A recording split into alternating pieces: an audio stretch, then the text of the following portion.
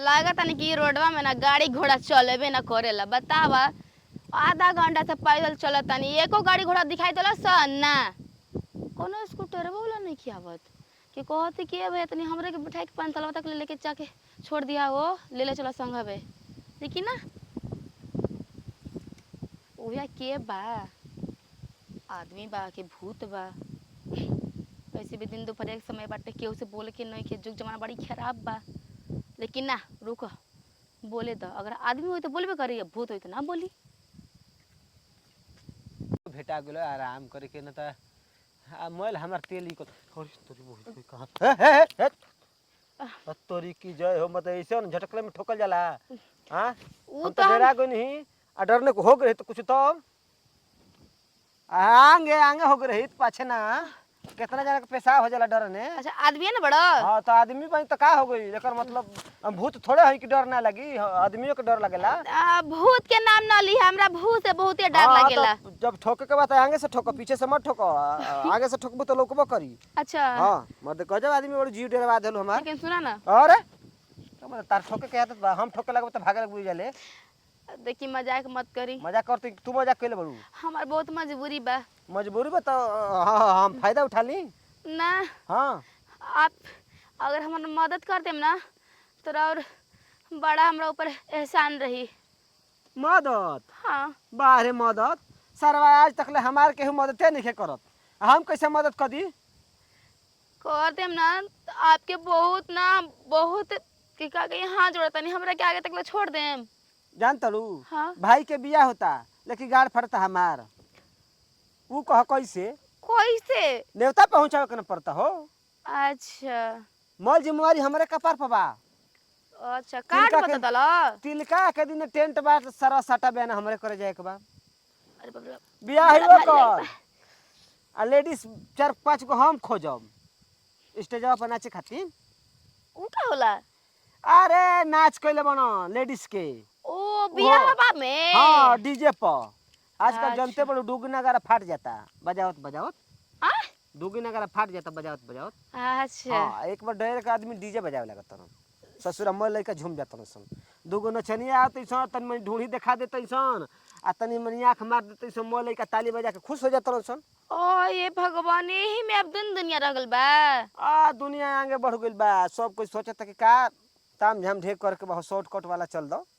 हाँ हाँ देख- आजकल ज्यादा देखा देखा लइका हो तो लइका लड़की के पसंद कर देसन, लड़किया लइका के पसंद कर देते सन आ मन में सेटलमेंट हो जाता, बियाह हाँ शादी तो हो जाता। आजकल के दुनिया कैसन बात जानत नहीं खी। तो हम सोच ले बनी कि कोनो सुंदर लड़की मेहरा देख के पसंद कर लेम आ अपने से बियाह कर लेम। बियाह नहीं के भइल बियाह होकर रहती तो हम गांव से घर में सुतती है गाड़ी लेके तो कह तारा कि अपन छोट भाई के कार्ड बता तनी। वही के ना दुख के बात बाटे। बड़ के बियाह भइलबे न कोइला, छोटका के बियाह होता। ओकर नौकरी लागल बस सरवा के ना, ये से बियाह होता।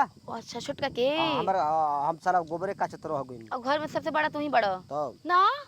जान तरू जकरा बोलो कि जा, लेकिन तू कुछो ना करल। तू ना समझबू, जकरा भी पैसा रहेला ओकरा के ढेर आदमी पूछेलन आ जकरा भी पैसा ना रहेला ओकरा के केहू ना पूछेला। अच्छा उहे हाल हमार बा। ए भैया। घामा खा बड़ का हेने आवा, हवा लगता हेने आवा, अरे बाप रे, अब हेने आवा आजा। हां सुंदर हवा लगता। हवा तो लगता ही बटे, लेकिन हमरा के आगे 5 साल पे छोड़ दे। हां लागी का लगी? मदद कराई कुछ दे देबू तो हम ले जाके छोड़ देब। अब पैसा लेम। का है पेट्रोल लागल बा गाड़ी में, यही तर छोड़ डबल लोड लेके यही तर गाड़ी खींची कर में जान रही तबे न, तो आप तार पेट में भोजन रही तबे नहीं हर भर दौड़बू। हाँ अब भोजन पानी ना रही तो गिर जेबू ना, वही तरह गाड़ी में पेट्रोल जरूरी बाटे। अच्छा हां कहाँ के तैयारी बा? भागे के भागे भी छोड़ के हमके आय आ गई नी। भागे के तैयारी बा ना। देखिए एकर मुंहवा बहुत बढ़िया बा, हमसे सुघर बा। भाग जा भाग जा। ओ ये दादा ई का कहे लगन जी? अरे छिहत्तर हम जौन देखा तनी तौन कहा तनी है ना। मतलब का चाहतन कि हम आदमी के संगे भागत नी? हाँ तो और का भागत ओ नहीं ये भगवान अब हे भागत काली चलो। मैया। हमर वो भर भर ना होई किंग करे पर मरत तड़ी, ठीक ना। हम तार पर मरत नी। ए हम मरे के नाम लेता नी तरह तू ना के। कहतलू तू मरबा हमरा ऊपर। हम काहे के मर तारा ऊपर हो, मर तार भता। ए मरे तार यार ए, हमरा से का मतलब बा? अरे दे हम जाम जी एगो को चल छोड़ के घरे। तू को पचाइबू ना त ये हाल होई। अरे आ तू का मांगत रहे रे? कुछ और मांगत रही। तू का मांगत रही रे? हम तो लिफ्ट मांगत रहनी है। लिफ्ट? हाँ लिफ्ट का कहला रे? इंग्लिश में लिफ्ट कहल जाला कि मदद। अच्छा हाँ। मदद। तारे कुछ और चाहिए? हाँ कौन चीज चाहिए? पैसा आ पैसा पैसा? गाड़ी में तेल जाला धन हो प्रभु। हम कहेंगे कुछ और मांगत रहा। अब डबल डोज खींची तो तेल खइबे ना करी। Double dose? हाँ अगर हम बढ़ जाए कोई बढ़ जाए तो डबल ना हो जाई एगो हम बढ़ जिम तब? और तो ट्रिपल हो जाई। हाँ तो चला। तब तो हमारे गाड़ी भंस जाई।